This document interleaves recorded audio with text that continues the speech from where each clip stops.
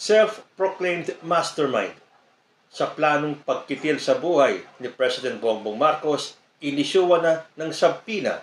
At sino po ba ang tinutukoy na mastermind dito sa plot na ito? Sabi po sa GMA News, the Department of Justice described Vice President Sara Duterte as a self-confessed mastermind after she made an assassination remark against President Ferdinand Bongbong Marcos Jr., First Lady Luis Liza Araneta Marcos, and Speaker Ferdinand Martin Romualdez. Sabi ni NBI Director Jaime Santiago, VP Sara Duterte will be given 5 days to appear before the NBI to answer questions about her kill plot versus President Ferdinand Marcos Jr. So doon naman po sa mga nagtatanong, bakit parang maluwag pagdating kay VP Sara? Samantalang kung matatandaan nyo yung teacher na nag-offer ng malaking halaga para i-assassinate si former President Rodrigo Duterte, ay hinuli at sinampahan ng charges? Sabi naman po kasi ng NBI, out of courtesy, due process, hindi po namin agad inaresto si VP dahil siya ay VP. We are giving her a chance. Ito na ba ang umpisa ng katapusan ni Sara Duterte? Ayon po dito sa balita, the NBI says Duterte may face multiple legal liabilities following her recent remarks against the President and other officials. Pero hindi ba, ang sabi ni Sara Duterte, yung kanyang statement was taken out of context. Pero, was the statement of the Vice President really taken out of context? Obviously not. Dahil sabi po ng NBI, VP Duterte clearly said no joke when talking about the supposed assassination attempt. So, paano masasabi na it was taken out of context samantalang ang linaw-linaw, 2 beses pa niyang sinabi na no joke.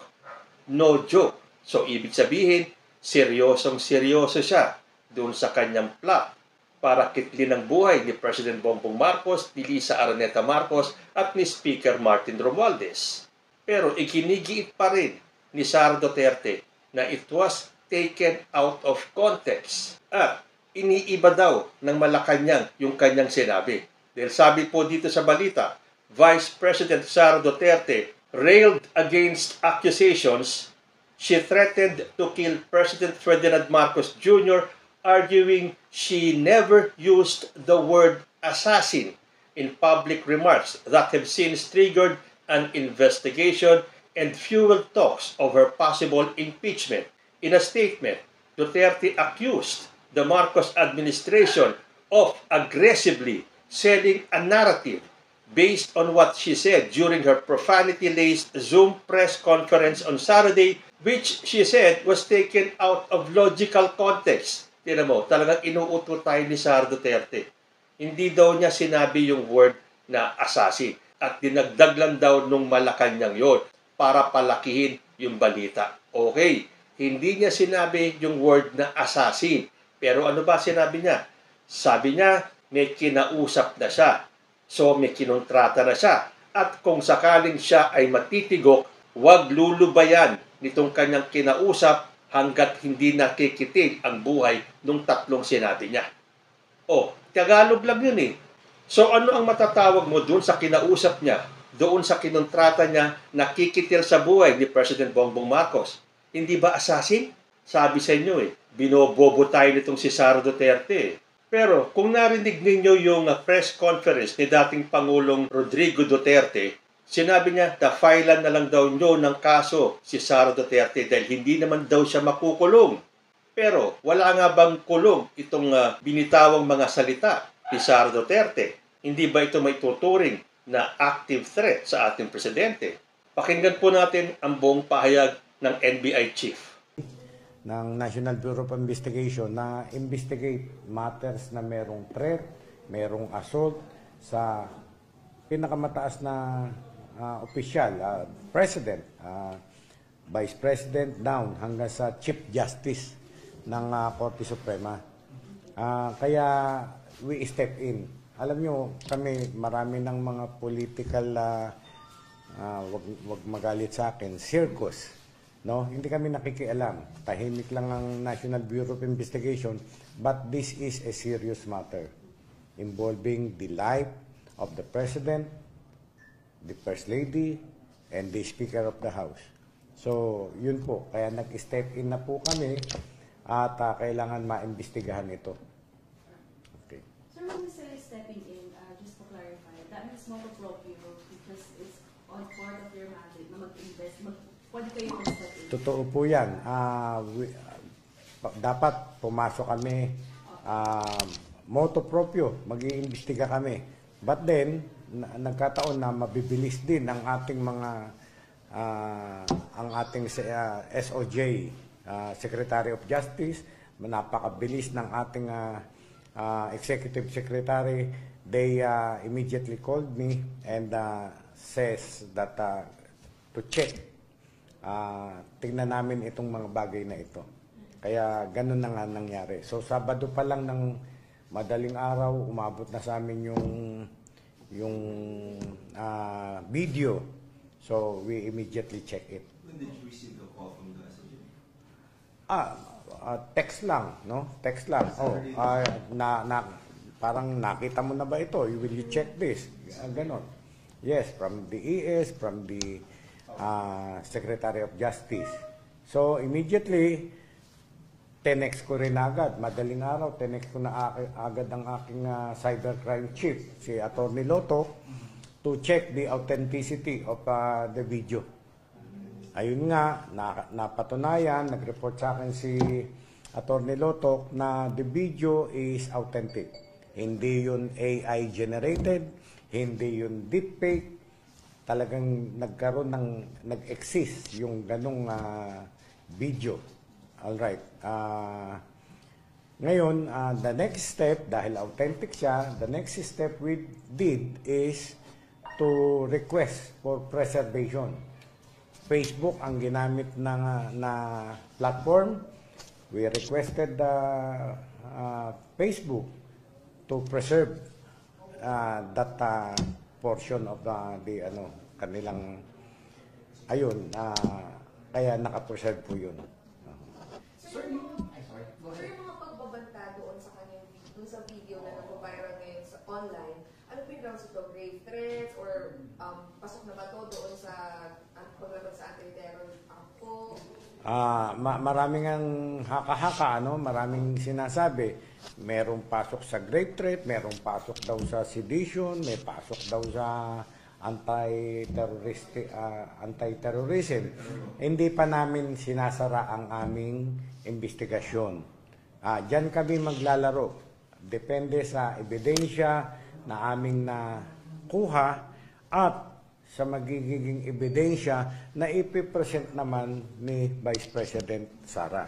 So talagang this will be a fair investigation, impartial. Wala kaming kikilingan. We will be professional para sa bayan nito. National security. Sir, follow-up lang sir. Meron ba kayo dati dito sa sinasabi niya na may threat na daw siya before? She asked help. Yung formal na na reklamo na merong threat sa buhay ni Vice President Sara, wala po kami natatanggap na formal request. Unlike what happened now, sabi nga ni Yusek Andres, self-confessed mastermind. Siya nagsalita na siya papapatay niya si Presidente. Kailangan patayin si Presidente, si First Lady, and the Speaker. Saan nanggaling sa kanyang bibig yun? Siya yung, kumbagay, mastermind. Siya yung nag-utos. So, yan ang gusto naming i-clarify. Unlike yung sinasabi niya, may gustong pumatay sa akin. Katulad ngayon, sabihin ko sa inyo, may gustong pumatay sa akin. Tatanungin niyo, sino, Judge? Hindi ko masabi kung sino. Unlike the threat na binigay ng ating VP sa ating Pangulo, sa First Lady, at sa Speaker of the House, nanggaling talaga sa kanyang bibig. So, yun ang iniimbestigahan natin ngayon. Siya bilang pangalawang pinakamataas na opisyal ng ating bayan, very influential, very powerful woman, at magsasalita ng ganyan, magkakaroon ng destabilization talaga. Sir, kasi kahapon parang the whole day, marami sa mga kampanya, medyo kumakambyo. Ang sinasabi, hyperbole lang. What if hindi naman ang sasabihin niya? Yun na nga po. Antayin natin kung paano niya sasabihin na yun ay hindi totoo. Pero a figure of speech or whatever, taken out of context, no? Ang video niya kasi, ang salita niya, no joke, twice. No? Kaya seriously kinukonsider namin. Hindi namin ma-take that lightly. Okay. Sir, I'm curious na kasi this is the second time po na si Vice President issued a threat against the President. Okay. The first one was, she said, gusto kong pilipitin yung ulo. Gilitan ng leeg. Alam nyo, yung mga ganong threats, nasabi na yun, about 2 weeks ago or 3 weeks ago, we did not get into the picture. The NBI did not take that seriously, no? Yung gigilitan ng ulo ni Presidente, na yung ama ni Presidente huhukayin, itatapon sa West Philippine Sea, hindi namin yun pinapatulan. We take that yung masama lang loob niya or whatever, political salita, but this time, iba ito. Talagang derechuhan, sinasabi niya na kailangan ipapapatay niya si Presidente, First Lady, and the Speaker of the House. Serious matter ito. Ibang klase ito. Yes. Procedure. Tinanggap yung subpoena, pero what if, paano ba yun? Pwede akong tanggapin, tapos I will never show up. What if she does that? Wala kaming magagawa. Pwede kaming mag-file ng contempt charges sa court. Dahil hindi sinunod ang aming subpoena, pwede kaming mag-apply sa court. Your Honor, pwede bang i-contempt mo ito, hindi kami sinunod? But we will not do that. We already have our evidence. At yung evidence nga na ibibigay sa atin ni BP Sara, yun ang i-collate namin and submit it to the prosecution service of the DOJ. But without, for example, the judge doesn't show up, you can proceed with filing. We will proceed. We will proceed. At kung ano man yung ebidensya na nasa kamay namin, di yun lang. Ngayon, maraming pa naman yung process eh. Remember, law enforcement kami, investigating lamang. Mag-iimbestiga kami, yung kung anong resulta ng aming investigasyon, ipipresent namin sa prosecution office ng DOJ at sila ang magde-determine whether there is a prima facie evidence that na pwedeng mag-conviction yung ano. Iba rin threshold. Yes, oo.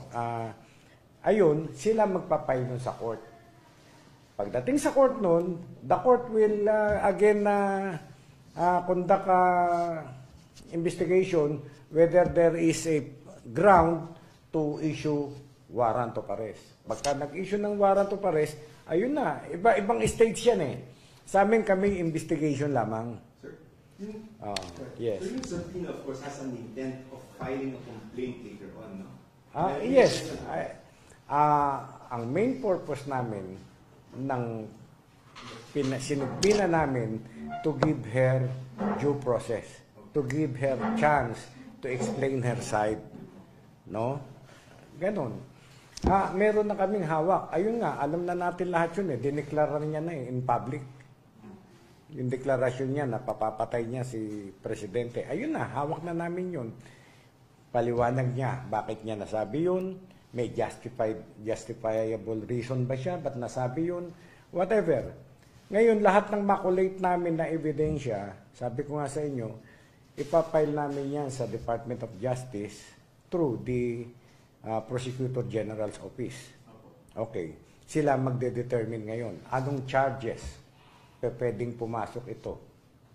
So, whatever charges, isasampa yun sa korte kung meron man, at ang korte ang mag-i-issue ng warrant of arrest. At what point, sir, do we determine the culpability and violation of whatever law? Sa level niyo, sir, di ba sa subpoena nakalagay doon grave threat? And then anti-terror. Sa subpoena, wala. Iniimbestigahan namin siya. We are... Shedding light. Ah. Shedding light for possible violation. yes, for possible violation, yes. So, for But can we say that those are the possible complaints against the Vice President? Maaari. At pwede pa. Yun nga, yung pinagsasabihin nyo kanina na grave threats, sedition, yung Anti-Terrorism Act, ganon. Titignan natin yung angulo. Sa ngayon, hindi ko pa masasabi with definiteness kung anong charges. Pero what's definite, Director, is that you are going to file a case. A complaint, sorry. Hindi malayo po yan, ma'am. Hindi po malayo.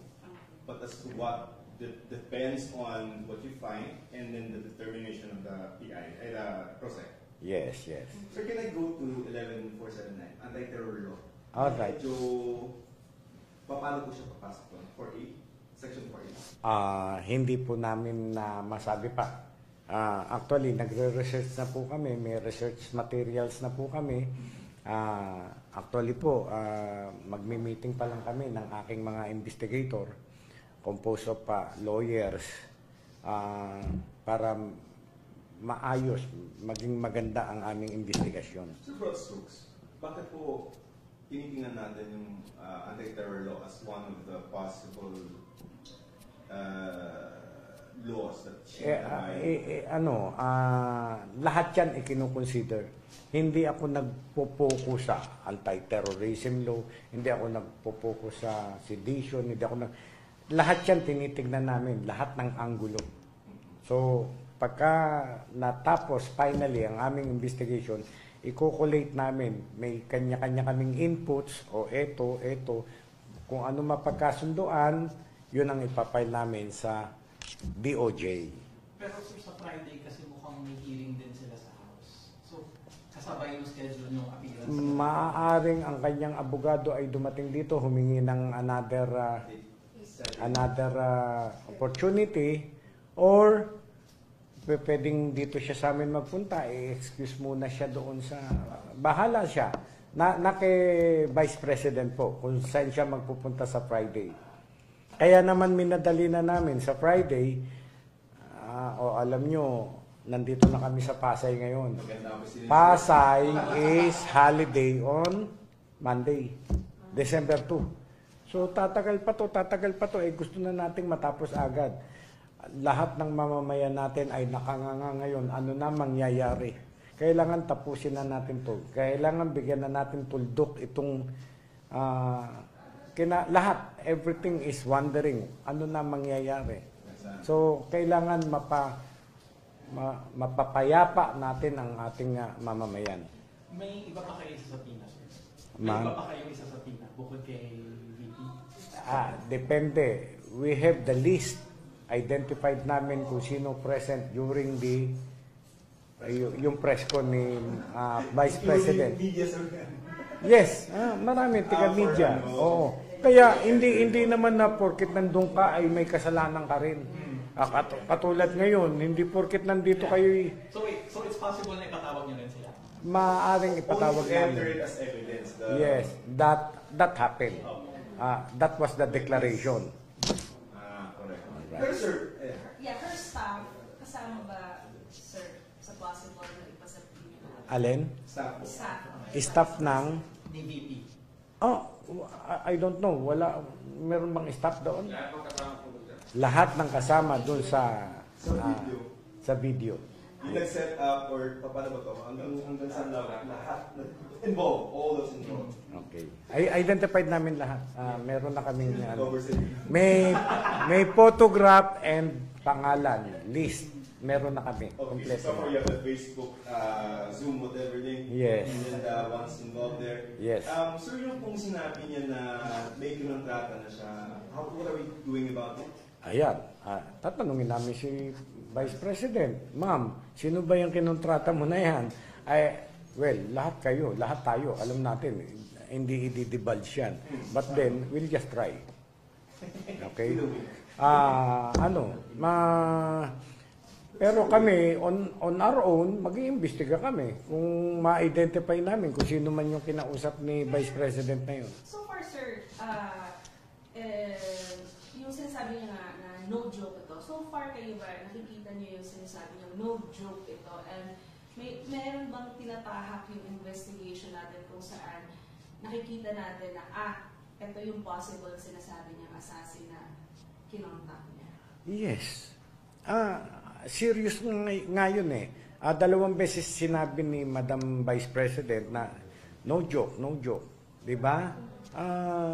Talagang serious siya on her instruction to the kung sino man yung assassin, kung sino man yung kinausap niya. Does it help, sir, na may qualifier? Because parang, Pag namatay. yes, pag pinatay siya muna, and then she orders. Tsaka yan, okay. Does it wait? Well, alam nyo, hindi ko sinasabi na pasok ang sa grave threat, ano? But among lawyers, alam yan. One of the elements of grave threat is there is a condition. What is the condition? The condition is pag namatay siya, papatayin si Presidente. That is the condition. So, one of the element of grave threat. Although, hindi ko inaamin sa inyo na grave threat na. Alright? Okay. Third element yun, actually. There is a condition. Alright? So, hindi, dapat shouldn't be repeating it. Marami pang i-consider namin. Baka kasi biglang, medyo mabigat yung anti-terror. Alin? Anti-terror law. Well, mabigat. I believe nagawa yung anti-terror law during the previous administration. Her father signed it. Ha? Her father signed it. Yes, sila ang gumawa ng during the Duterte regime, nabuo ang anti-terror law. So, titignan natin kung anong implication nun. It's okay, boss. It's okay. Paano mag-apply yung anti-terror law? Hindi ko pa masagot with definiteness, certainty. Yeah. So, when you go up to the DOJ, you will serve as complainant? Or will you be soliciting Yes. the... Alam nyo, for purposes of investigation, we don't need, like this involves national interest. The President, we don't need a private complainant. And for purposes of filing the case, for preliminary investigation, we don't need a private complainant. Pagdating lang sa korte, the court will now call on the private complainant as witness. Pero Witness sir, na. si Speaker ba, si First Lady, or maybe even the President may be interested to stand as a complainant? Kaya nga, kung dumating tayo sa punto na yan at hindi dumadating ang private complainant at hindi mapapatunayan ng kaso because of their non-appearance, baliwala rin yung kaso. Kaya hindi natin alam ang mangyayari in the future. No, katulad, you heard of si Mas, nag-threaten din kay President Duterte. During that time, etong si Mas ay, what's the name? Ronel Mas. He is a school teacher, 25 years old. Nag-o-offer siya ng 50 million para ma-assassinate si Pangulong Duterte. He was arrested by the NBI, charged in court, but na-dismiss din ang kaso. Why? Isang reason ay pinatawad na ni Pangulong Duterte. Ito, hindi din natin alam kung what happened. No? What will happen next? Para sir, kunyari sabihin niya lang, joke lang naman yan. Kunyari lang sir, kumambyo si Vice President. Pag ba ganun, kaya pa rin natin, or pwede pa rin tayo mag-file ng case? That is a matter of defense. Okay. Joke lang yun. Okay. Sige. Wala na. Sorry, iniimbestigahan niyo rin ba kung sino tong mga nabanggit sa disbursement, sila Mary Felix Piatos, kung sino-sino pang... Medyo lihis na yan. Hindi kami nakikialam dun sa investigation ng Quadcom about the IF gastos. No? Hindi kami kasali doon. Nagpo-focus lamang kami dito sa threat sa ating Pangulo, sa First Lady, at saka sa Speaker. Yung anuman ng away nila, whatever, yung iniimbestigahan ng Quadcom, ay labas kami doon. Okay. Yung kay Harry Roque, na nahanap mo siya, kasama ba siya sa investigation? According sa aming ating Bureau of Immigration, nandito pa raw si Harry Roque. Wala silang record na nakalabas na. How about the wife? I don't know. No. Sir, last time the BI said they are still here, they weren't really here. Paano yun? Kaya nga, si Guo din, sinabi, nandito pa, no? Kung lumabas through backdoor, hindi natin, hindi natin alam yun. But then, about, Sir, curious lang ako. Meron bang, is it in the realm of possibilities that maybe the First Lady or the House Speaker may stand as a complainant? Depende. Paano, sir? Actually, alam nyo, pagka nasa korte na to, they are not considered complainant anymore. They are witnesses of the Republic. Remember that criminal cases is entitled People of the Philippines versus kung sino man ang accused. So, anybody who appears there for the prosecution are witnesses of the state. So NBI goes up to the DOJ. Yes, we will be subpoenaed. We will testify there as witnesses for the Republic. And we see the case, sir, the complaints are getting filed before Christmas. Alin? Before Christmas, do you think it will be Pwede filed? magpahinga? Sir, Do we timetable see mo, it, sir. timetable, do we see it getting filed before the DOJ? At least DOJ level. Basta kung anong matapos namin ng investigation, 2 weeks, 3 weeks, 1 month, ay yun. Hindi ako makakapagbigay ng timeline. Timeline, yes. Before the end of the year, DOJ tayo, sir. Nasa DOJ. Sana matapos na para magkaroon tayo ng mapayapang Pasko. So ayan, sa tingin ninyo, makakalusot ba si Sara Duterte sa kanyang mga binitawang salita kahit na lumulusot pa siya at sinabi niyang wala naman daw siyang sinabing assassin at ang kanyang pinagpipilitan ay sinabi niya ay kung lang. Pero at the end ng kanyang sentence, ng kanyang statement, sinabi niya no joke, no joke. Kayo po, sa tingin ninyo, nagbibiro nga lang ba si Sara Duterte o it was clearly no joke? Comment lang po down below at magbabalik ang usapang Tito Manny. Diyos ti Agnina.